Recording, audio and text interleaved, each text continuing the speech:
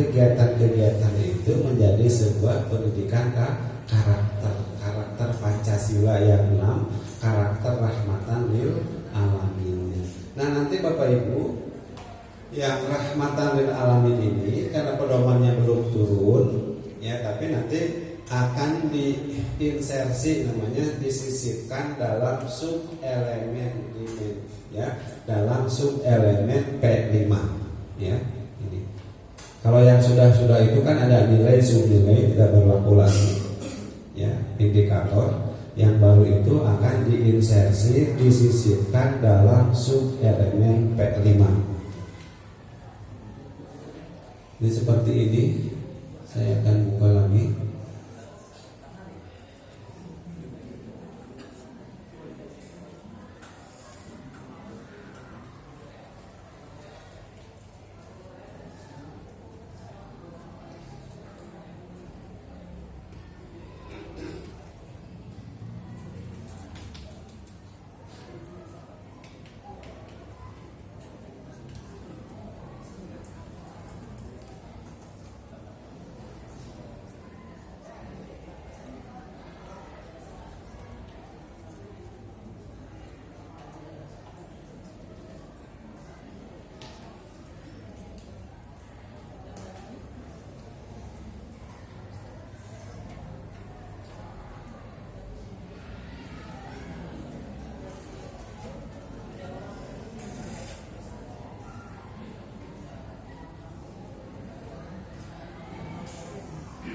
Nanti Bu yang P5-nya itu akan masuk ke sini Bu. Mudah-mudahan dalam minggu itu pedomannya. Jadi akan ini alur perkembangan dimensi beriman dan bertakwa. Jadi nanti nilai P5 itu akan masuk dalam sub elemen di dimensi P5 di P5-nya. Nilai rahmatan alamin akan masuk dalam sub elemennya. Ya. Ini nanti tinggal nambahkan sub elemen P5 tadi kan akhlak kepada alam, alam janda dan alam sekitar. Nanti sub elemen P5-nya tinggal lihat nanti di sini di pedoman kita ada di sub elemennya nanti. Ya. Jadi nilai rahmatan lil alamin disisipkan pada sub elemen profil pelajar Pancasila. Yang 10 nilai tadi. Udah? Udah kaki? Bagaimana Pak Ibu? Tergambar? Ya nanti di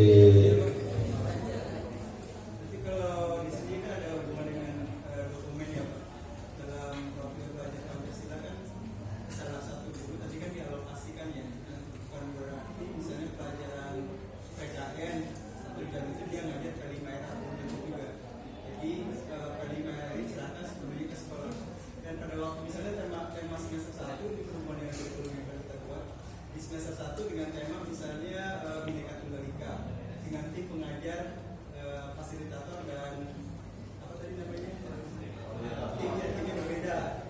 Nanti antara semester 1 dengan semester 2 karena kebutuhan temanya yang berbeda jadi bisa juga dengan tim yang berbeda seperti itu.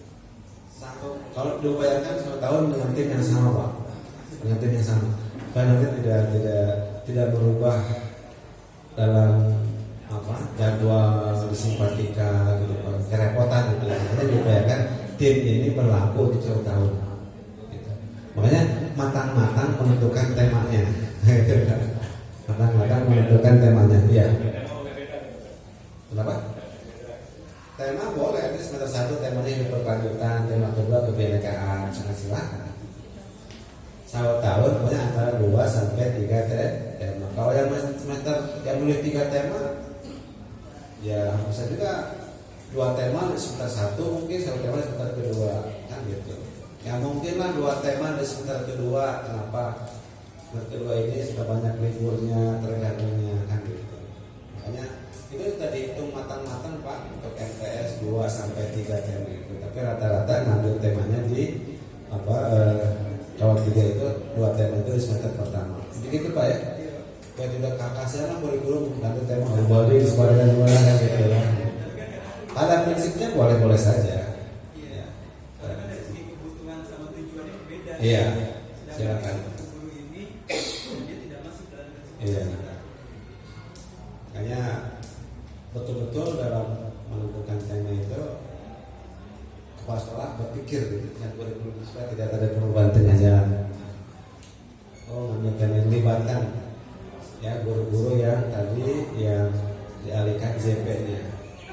Bapak Ibu jangan salah tafsir ya, jangan salah miskonsepsi lagi. Jadi P5RA ini bukan proyek mata pelajaran, ya, bukan proyek mata pelajaran lintas mapel ditentukan oleh sekolah melalui tim project, ya, melalui tim project yang terdiri dari koordinator, fasilitator, pendamping. Mungkin nanti guru-guru yang tidak terlibat menjadi fasilitator, guru PKN, tema itu libatkan menjadi pendamping gitu, kan gitu, seperti itu. Jadi jangan hanya fokus di 2 orang, koordinator, fasilitator. Makanya di situ bisa jadi pendamping. Ya, kan gitu. Libatkanlah guru-guru yang lain dalam proyek itu, Pak. Ya, dalam tim proyek itu karena pada tahun besok kan akan ke kelas 8 dan kelas 9 pada akhirnya. Ya ini mah ikhlas beramal. Yang dihargai itu hanya koordinator dan fasilitator. Tapi kan bolehlah dimasukkan kan sekolah itu mah. Ya ada dengan sekolah lah itu. Atur lah gitu ya.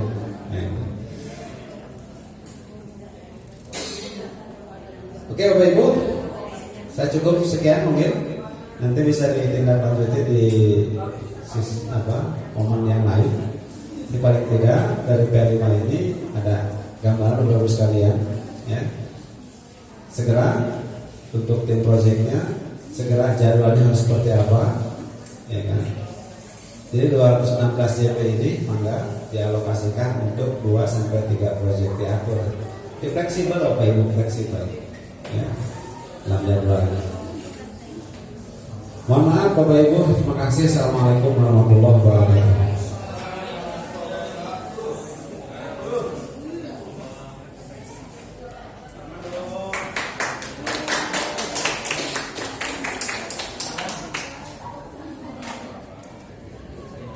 Baik, alhamdulillah, terima kasih kepada Pak Adhan untuk penyampaian materinya. Mudah-mudahan bisa kita pahami bersama dan diterapkan di madasnya masing-masing.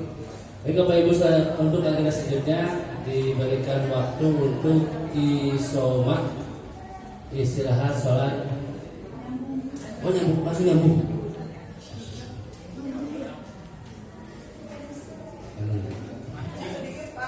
Diralat dulu. Disambung dulu dengan Ibu. Baik, terima kasih.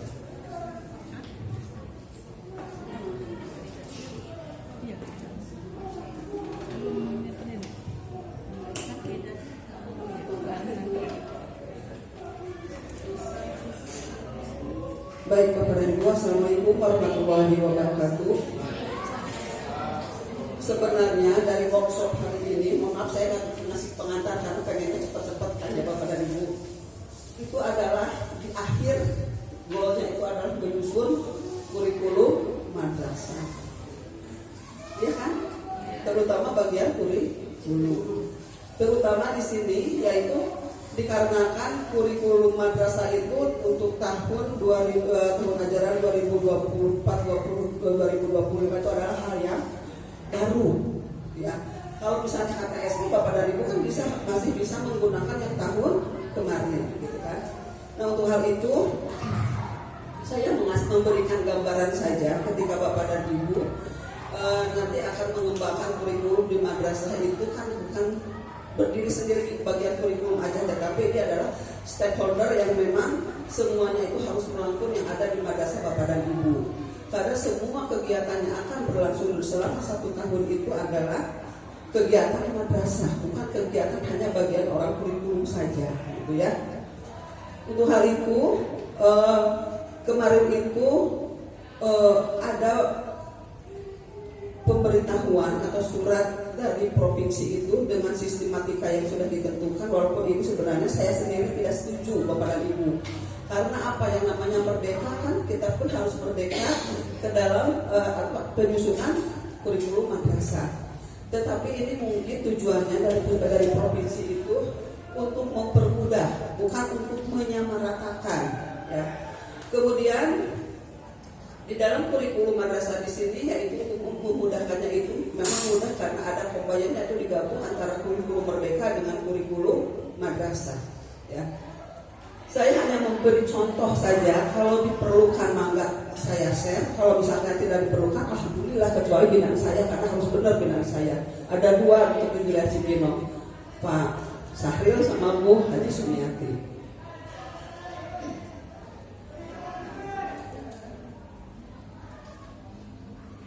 Ada tadi sudah dijelaskan di awal-awal Bapak dan Ibu apa saja yang harus ada di dalam kurikulum madrasah itu, ya. Saya langsung pada lembar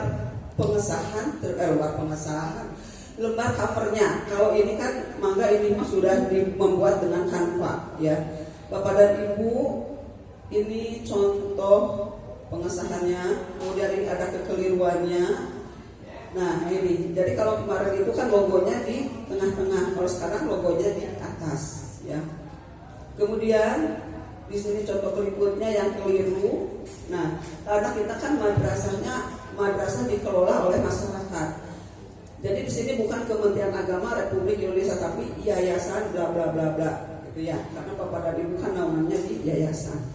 Kemudian diikuti dengan kelengkapan ketika Bapak dan Ibu proses di dalam menyusun kurikulum madrasah itu. Yang pertama di sini ada permohonan pengesahan kurikulum madrasah sanawiyah. Betul ini saya ngobrak-ngabrik yang punya binaan, ya. Kemudian di sini Bapak dan Ibu kepala madrasah, rekomendasi pengesahan oleh pengawas, ya. Kemudian ada, nah masuk ke kata pengantar. Bapak dan Ibu ini tidak usah, sudah saja sama menggunakan yang punya Bapak dan Ibu kata SP, ya, tapi acuannya nanti ke kurikulum merdeka, kurikulum madrasah. Nah pada bagian pendahuluan di sini Bapak dan Ibu ada latar belakang, landasan yuridis, karakteristik madrasah, di mana di sini dibagi-bagi menjadi 8 karakteristik supaya memudahkan yang membaca, ya, atau yang memerlukan dokumen Bapak dan Ibu. Kemudian ada tujuan, visi dan misi. Ini harus hati-hati banget Bapak dan Ibu ketika tujuan, terutama di visi. Ketika visi itu kan kalau ada yang lebih luas dengan menggunakan objeknya adalah madrasah. Contohnya terwujudnya madrasah bla bla bla. Kalau menggunakan kata madrasah itu akan merangkul cita-citanya banyak. Berbeda kalau menggunakan objeknya itu adalah peserta didik. Berarti di sini spesifikasinya itu lebih spesifik kepada peserta didik dibandingkan dengan madrasah. Kalau peserta didik kan hanya 3 kompetensi, ya, sikap, pengetahuan, dan keterampilan. Maka di visi tersebut digabungkan visinya apa, sikap apa yang mau terpenuhi, mau diwujudkannya, kemudian pengetahuan apa, kemudian ditambah lagi keterampilan apa, gitu kan. Nah maka Bapak dan Ibu kalau misalnya menggunakan dalam visi lebih baik yang spesifik dibandingkan dengan kata madrasah yang masih luas nanti di dalam misi dan tujuannya yang akan diuraikan. Kemudian Bapak dan Ibu di sini ada penguraian tujuan pendidikan nasional, visi madrasah, misi madrasah, tujuan, kemudian program unggulan, profil madrasah. Profil madrasah diambil dari emis bisa Bapak dan Ibu, apa yang sudah punya Bapak dan Ibu yang tahun kemarin tinggal di copy paste. Cuma di bagian mana ini yang sesuai dengan misalnya mulai dari sejarah singkatnya, identitas, jumlah tenaga pendidikan sampai kepada kerjasama dengan mana saja Bapak dan Ibu atau madrasah Bapak itu kerjasamanya. Nah di sini pengorganisasian